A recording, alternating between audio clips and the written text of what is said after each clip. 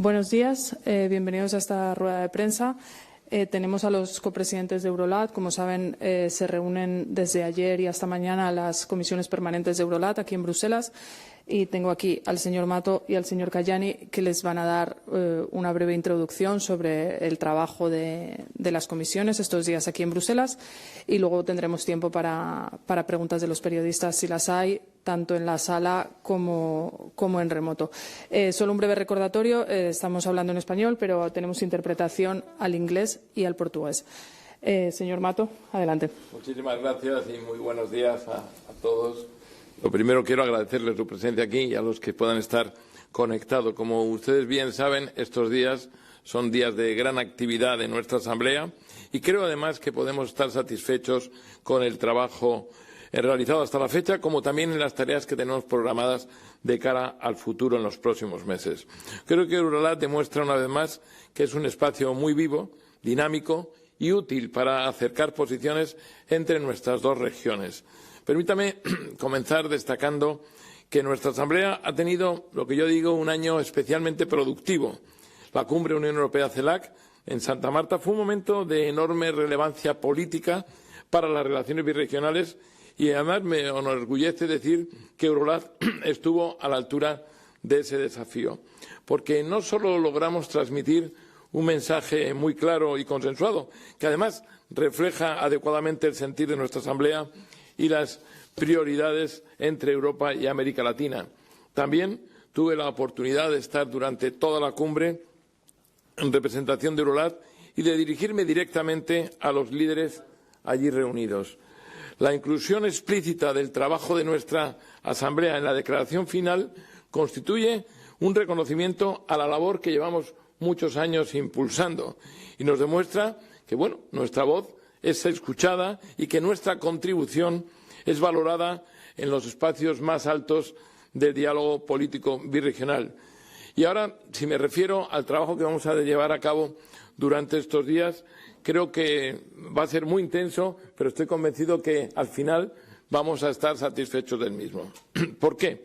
Bueno, en materia de acuerdos de asociación, ayer tuvimos un conversatorio especialmente fructífero, con un foco particular en el acuerdo Unión Europea-Mercosur. Yo lo he dicho muchas veces, se trata de un acuerdo de enorme importancia estratégica, no solo por su dimensión comercial, que lo es, sino también por sus implicaciones políticas de gobernanza y de seguridad económica. Lo hemos vuelto a discutir esta mañana en la Comisión de Asuntos Económicos y creo que este espacio está siendo una oportunidad extraordinaria para intercambiar puntos de vista y comprender cómo se percibe el acuerdo al otro lado del charco. Me gustaría subrayar esta dimensión porque con mucha frecuencia analizamos estos acuerdos únicamente desde la perspectiva europea, como si sus consecuencias se limitaran única y exclusivamente a Europa. Y la realidad es muy distinta. Se trata de acuerdos muy amplios, con ramificaciones profundas en sectores productivos, cadenas de valor, estándares ambientales, servicios, agricultura o pymes, por poner algunos ejemplos. Y por eso, debates como los que estamos llevando a cabo son tremendamente útiles y necesarios, porque nos permiten abordar el acuerdo de forma mucho más equilibrada y comprender aún mejor sus oportunidades, sus preocupaciones y también los efectos en ambas regiones. Por otra parte, esta tarde, en la Comisión de Desarrollo, tendremos un debate sobre la reciente COP30 de Belém. Se trata de una cita crucial donde nuestras regiones han mostrado la cercanía de sus posiciones en cuestiones como la reducción de emisiones, la transición energética o la eliminación progresiva de combustibles fósiles. Y esto confirma algo que venimos señalando desde hace años. Europa y América Latina no solo tienen intereses compartidos en materia climática, tenemos también una visión común sobre cómo deben afrontarse esos desafíos globales. La COP30 ha sido una muestra clara de que cuando actuamos coordinados, nuestra influencia internacional se multiplica. Además del trabajo de nuestras comisiones ordinarias, estos días también vamos a celebrar las reuniones de nuestros grupos de trabajo y permítame que destaque de manera particular el trabajo del Grupo de Seguridad. La necesidad de afrontar de manera conjunta el fenómeno del crimen organizado es absoluta. Se trata de un problema que afecta profundamente a nuestras sociedades, a la seguridad de nuestros ciudadanos, a la integridad de nuestras instituciones, a nuestras economías y a la estabilidad democrática. Disponer de un espacio donde podamos intercambiar experiencias, analizar patrones comunes y comparar respuestas legislativas es fundamental para avanzar en lo que son soluciones mucho más eficaces. Cuanto más aprendamos unos de otros, mejor preparados estaremos para legislar y coordinar una respuesta global frente a un fenómeno tan complejo. Estas son las que les he referido, algunas de las cuestiones más destacadas, pero también vamos a abordar temas tan relevantes como la situación migratoria en ambas regiones, la necesidad de políticas más humanas y más coordinadas o la construcción de un pacto de cuidados que dé respuesta al envejecimiento, a la movilidad laboral y a la transformación social. Y también, como es habitual en este tipo de asambleas, tendremos mañana un encuentro con representantes de la sociedad civil a los que les damos una importancia vital. En definitiva, como ustedes ven, nos espera una agenda intensa, ambiciosa y yo diría que profundamente relevante.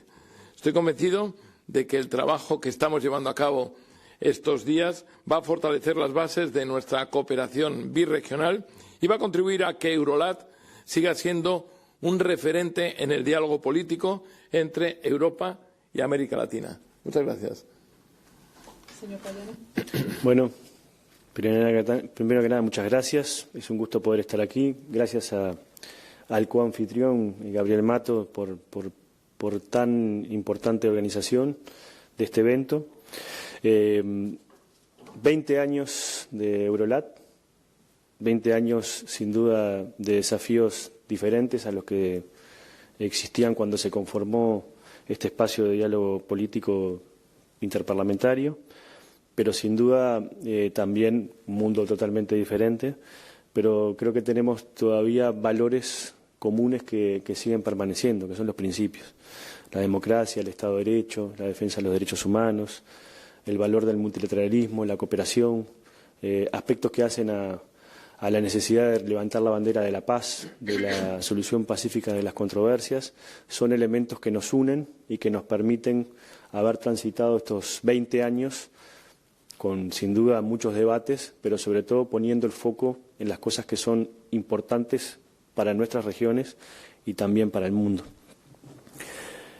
Tenemos, sin duda, desafíos muy importantes. Lo señalaba el copresidente Gabriel Mato, la cumbre de la Unión Europea y la CELAC nos marca una hoja de ruta para el trabajo interparlamentario, nos marca una agenda muy importante que sin duda tiene que ver con, entre otras cosas, con la reafirmación y el fortalecimiento del multilateralismo, la paz, la seguridad regional, como bien decía Gabriel, la transición ecológica, ¿no?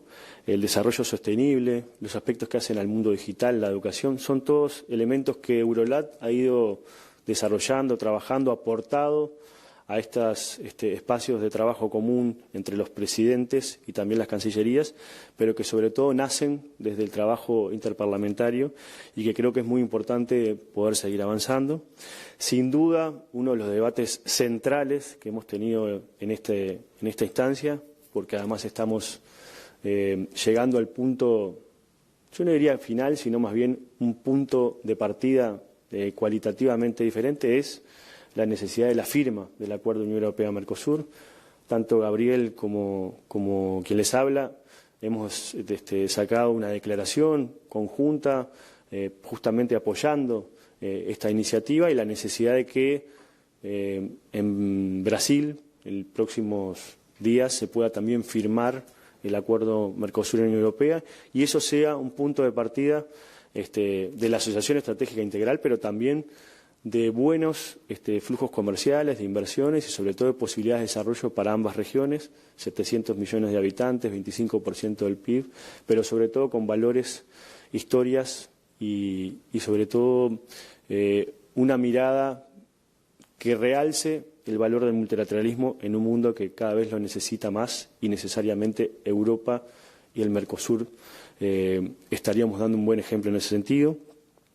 Creo que sin duda tenemos una agenda muy importante. Yo no voy a reseñar parte del trabajo que están haciendo la mayoría de los parlamentarios latinoamericanos y también europeos, pero también de este encuentro salimos con una hoja de ruta, no solamente en materia de los temas que vamos a seguir trabajando, sino también de la agenda para el año que viene, para el año 2026. Ya fijamos una primera reunión de la mesa directiva, que seguramente va a ser a finales de marzo. También fijamos las fechas de las próximas instancias de Eurolat, en mayo, finales de mayo, en México. América Latina va a ser anfitrión. Esperemos estar a la altura de cómo nos han recibido aquí, también poder retribuirle parte de esa calidez y ese profesionalismo. Y también en octubre, finales de octubre, seguramente nos van a recibir en Europa. No vamos a decir dónde porque todavía está trabajándose, pero creo que sin duda también eso nos permite planificar el trabajo, seguir desarrollando una perspectiva que no solamente mire estos 20 años de avances eficaces y profundos, como bien decía Gabriel, sino que nos permita mirar 20 años para el futuro, que creo que eso también es parte de lo que estamos intentando construir. Estos hitos, tanto las cumbres como los acuerdos de asociación estratégica, nos permiten justamente avanzar cualitativamente en estas instancias, y creo que sin duda los parlamentarios y parlamentarias de Europa y de América Latina estamos dando un mensaje claro, que a pesar de las múltiples diferencias y las múltiples miradas que existen sobre la realidad, podemos sentarnos en una misma mesa, en una misma instancia, conversar, ponernos de acuerdo sobre las cosas que estamos de acuerdo y dejar de lado las que no estamos de acuerdo. Y eso, en este mundo cada vez más complejo, sin duda es muy necesario y es oxígeno puro. Así que felicitar a Gabriel, felicitar al Parlamento Europeo por la organización y bueno, los recibiremos el año que viene con mucho ahínco. Gracias. Ahora tenemos tiempo para preguntas, Mirra. Buenos días, tardes. Mirra Banchón, Deutsche Welle. Me pregunto si ustedes son una asamblea política, si han podido hablar sobre lo que está sucediendo en el Caribe, esta manera tan unilateral de combatir el supuesto narcotráfico de los Estados Unidos, la manera de los Estados Unidos de combatir el narcotráfico. Y el otro punto que me gustaría saber es si han podido hablar de lo que está sucediendo en Honduras con las elecciones. Gracias. Bien, nosotros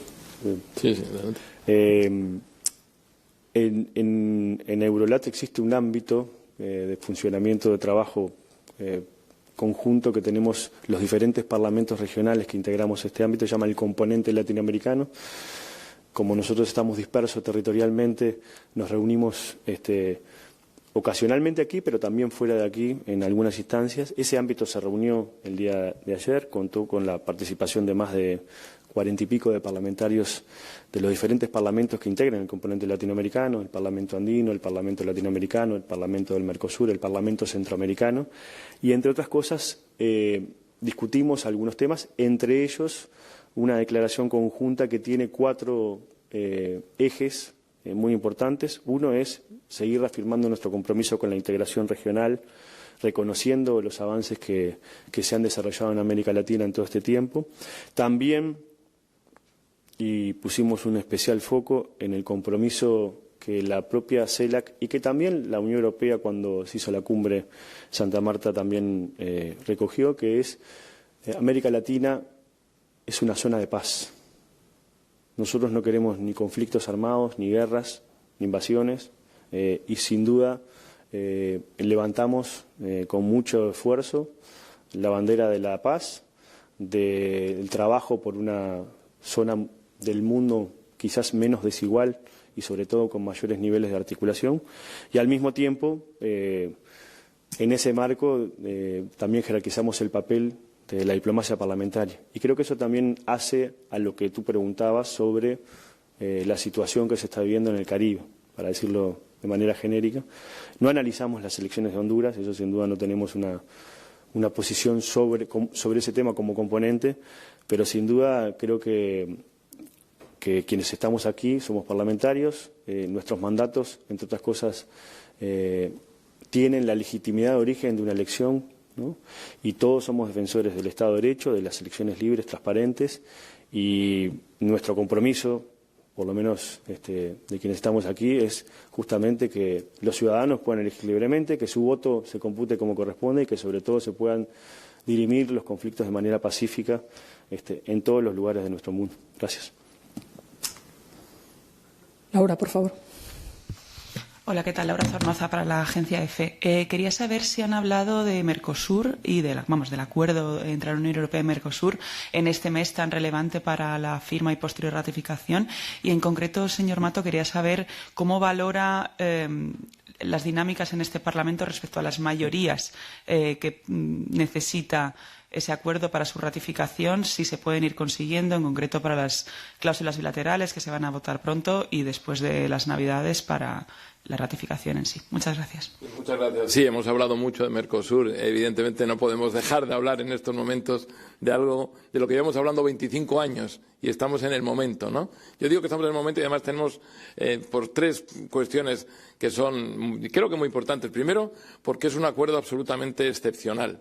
Y me refiero a excepcional por su cuantía, porque está abarcando a 750 millones de ciudadanos. Económicamente es yo creo que tremendamente positivo, pero no solo es un acuerdo de comercio, desde el punto de vista comercial, tiene también otros muchos aspectos medioambientales, sociales y de todo entero. Por tanto, creo que los beneficios de este acuerdo son absolutamente claros y creo que son innegables. Segundo, porque creo que también que a pesar de que es verdad que hay algunos sectores en concreto que lo ven, bueno, que pueden tener algunas dificultades o que lo ven con cierto escepticismo o que están preocupados por el propio acuerdo, se han intentado remover absolutamente todos los obstáculos. Y un claro ejemplo de ello son las propias cláusulas de salvaguarda que estamos ahora mismo debatiéndolas en el Parlamento y sobre las que nos definiremos el próximo día 8 en la Comisión de Comercio Internacional. Y luego también digo que es el momento porque tengamos en cuenta que el lugar que nosotros debemos ocupar en relación con el Mercosur, y cuando hablo de nosotros hablo de Europa, si no lo hacemos nosotros lo van a ocupar otros. Ese hueco no va a quedar vacío. Hay otros que están esperando a que nosotros fracasemos en ese acuerdo para poder instalarse ellos, y sería un error histórico. América Latina en su conjunto y Unión Europea y Mercosur en este caso, creo que nos necesitamos y es absolutamente fundamental que trabajemos en eso. Del Parlamento Europeo es verdad que hay reticencias de distinta índole. Yo siempre separo bloques, ¿no? Hay un bloque que está en contra de cualquier tipo de acuerdo de libre comercio y luego hay otros que, bueno, pues aducen determinados posibles perjuicios que pueda traer este acuerdo. Frente a eso, tenemos un monitoring group, un grupo de trabajo que se ha reunido ya 9 veces a lo largo de estos meses, en los que hemos ido trayendo absolutamente a todo el que tiene algo que ver con Mercosur, desde el punto de vista industrial, desde el punto de vista económico, desde el punto de vista agrícola, desde el punto de vista sindical, es decir, de todos, para que todos los diputados que tuvieran dudas pudieran preguntar, poner encima de la mesa sus preocupaciones y, bueno, recibir las contestaciones debidas, ¿no? Y creo, sinceramente, que en esa línea se ha hecho bastante pedagogía. Queda por hacer, seguramente también, pero lo que yo espero y deseo es, primero, que se aprueben las cláusulas de salvaguarda, con independencia de lo que pase en el acuerdo, incluso para los detractores del acuerdo, si ese acuerdo se lleva a cabo, será mejor que se lleve a cabo con salvaguardas que garantizan, desde luego, una protección mucho mayor al sector agrario, que es el sector más preocupado, que si no tuviera esas cláusulas. Y luego, pues intentar convencer a los más indecisos, en este caso, para hacerles ver que 25 años de trabajo, con muchas modificaciones y con un acuerdo que está encima de la mesa, que creo que es muy positivo para todos, hay que intentar sacarlo adelante. ¿Va a pasar eso? No lo sé. Yo espero que sí, confío en que sí, porque, reitero, sería un error histórico no aprobar este acuerdo. Pues no veo más preguntas ni en la sala ni en remoto. Pues así que muchísimas gracias, Muchas gracias a ustedes y a los intérpretes. Muchas gracias. Buenas tardes.